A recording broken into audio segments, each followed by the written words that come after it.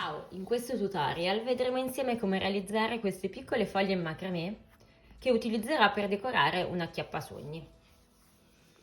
Qua davanti a noi abbiamo questo filo, che è il filo che ci avanza dall'acchiappasogni che sto facendo, su cui andremo a realizzare questa piccola foglia. Per iniziare ci servono 6 corde da circa 18 cm che andranno a fare queste parti della nostra fogliolina, più un'ulteriore corda di circa 20 cm per andare a fare il nostro supporto. Vediamo insieme come realizzarlo. Prendo la corda da 20 cm e la vado a posizionare dietro la corda del mio accappasogni, più o meno all'altezza in cui vorrei vedere la fogliolina. Con questo trucco comunque potremo andare poi a muovere la foglia e decidere poi anche all'ultimo dove la vogliamo lasciare, in quanto fino alla fine non andiamo a toccare la lunghezza dei fili dell'acchiappasogni, che quindi non potremmo in nessun modo poi recuperare. Quindi tengo il mio filo agganciato di fronte a me, come se facessi proprio un'asola attorno al filo dell'acchiappasogni, che escludo dal mio lavoro perché non mi serve più a questo punto. Su questo filo vado ad agganciare le mie 6 corde per fare, questa parte delle foglie. Prendo le prime 2 corde, una corda la piego a metà e la vado a posizionare sotto la corda che avevo agganciato prima, in questo modo. Prendo la seconda corda, la piego e questa volta vado a inserire le sue estremità dentro l'asola che ho a sinistra e prendo queste estremità e le inserisco dentro l'asola di destra. Tiro e in questo modo sono andata a realizzare un nodo piatto in un modo un pochino più diverso da come facciamo di solito. Questo è il mio primo nodo, vado a tirarlo su fino al punto di conto della mia asola con il filo dell'acchiappasogni, in modo tale da creare una sorta di blocco. Continuo andando ad agganciare le altre 4 corde, sempre a coppie di 2. Quindi la piego, la faccio passare dietro, in questo modo, riprendo l'altra corda che entra nell'estremità da un lato, poi prendo l'estremità del filo precedente e le inserisco a destra e tiro e mi vado ad avvicinare al nodo precedente. Proseguo quindi andando ad agganciare l'ultima coppia di fili.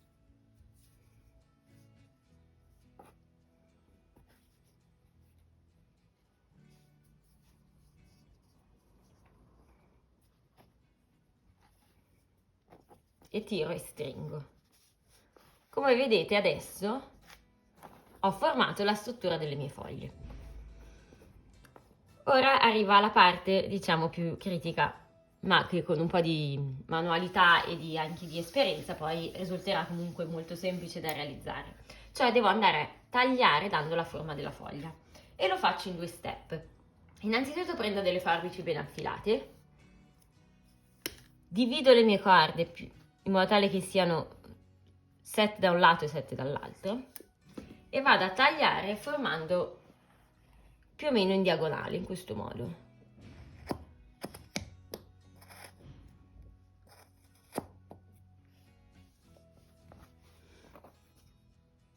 E ripeto poi più o meno in modo speculare anche dall'altra parte. Questo serve solo per togliere, le parti più in eccesso che abbiamo utilizzato per agganciare più facilmente i fili al nostro supporto. Ora quello che dobbiamo fare è andare a pettinare, io sto usando un normale pettine che si trova anche al supermercato, le estremità. Le pettino bene sia da un lato che dall'altro, in modo da essere certa che siano ben distese.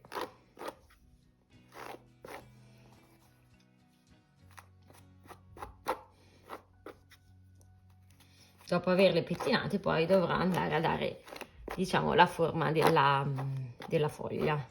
Quindi fatte da un lato giro anche la mia foglia e la faccio anche dall'altro, giusto per essere certa che siano ben distese. Rigiro nuovamente la mia foglia,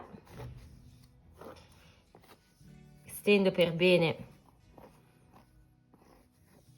i miei filetti dando già una forma un po' incurvata, dopodiché devo andare a tagliare. Per tagliare posso procedere in due modi. In questo caso io utilizzerò questa fogliolina che ho già tagliato, diciamo come base, l'appoggio sopra la mia foglia da tagliare e con le forbici vado a seguire più o meno la stessa forma. Altrimenti potete decidere anche di creare con un foglio di carta, un cartoncino, la sagoma della foglia e utilizzarla, diciamo, come stampo, attorno al quale poi andrete a tagliare tutte le estremità. In questo caso quindi io proseguo in questo modo. Le ho sovrapposte, taglio stando un pochino più larga rispetto alla mia stampo, in modo tale da avere poi un margine di gioco per andare a definire i dettagli. L'importante in questo caso è anche sempre avere delle forbici che tagliano in modo molto netto. Quindi vedete, questa è la foglia che ho appena tagliato e questa è la mia foglia di stampo. Ora devo andare a sistemare tutti i dettagli per fare in modo che le due foglie assomiglino il più possibile. A me piace creare questa forma un pochino più corta sopra che si allarga e poi si stringe, quindi qua andrò a rifinirla un attimo. È un lavoro di grande precisione, quindi non ci resta che tentare almeno all'inizio per raggiungere anche la forma che più ci piace. Pian piano abbiamo sempre questi filetti che si accumulano, li provo a eliminare, dopodiché vado a vedere. In questo caso questa è ancora un pochino più grandicella, questa era una e questa era l'altra. Posso decidere se tenerla così oppure andare a tagliarla ulteriormente. Visto che nel mio acchiappasogni questa sarà la foglia centrale, la lascio un pochino più grande. A questo punto queste sono piccoline, perciò rimangono anche così e possiamo pettinarle ancora un attimino e la forma rimane più o meno stabile.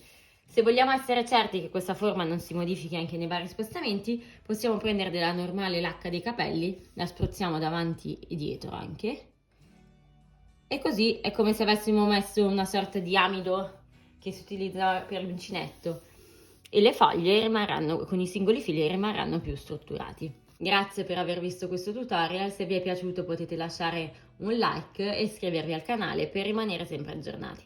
Ciao!